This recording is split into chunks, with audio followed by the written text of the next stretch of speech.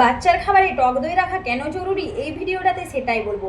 1 number হচ্ছে হজম শক্তি বাড়াতে, 2 নাম্বার হচ্ছে হাড় ও দাঁতের গঠনে, 3 নাম্বার হচ্ছে রোগ প্রতিরোধ ক্ষমতা, 4 নাম্বার হচ্ছে ভালো ঘুম। হজম শক্তি বাড়াতে টক দই হলো ন্যাচারাল প্রোবায়োটিক বা ব্যাকটেরিয়ার খনি। এটি বাচ্চার পেটের ভেতরের খারাপ ব্যাকটেরিয়াকে মেরে ফেলে এবং হজম প্রক্রিয়াকে সচল রাখে। যাদের পেটে গ্যাসের সমস্যা বা কোষ্ঠকাঠিন্য আছে তাদের জন্য এটি ওষুধের মতো কাজ করে। আর 2 নাম্বার হচ্ছে হাড় ও দাঁতের গঠন।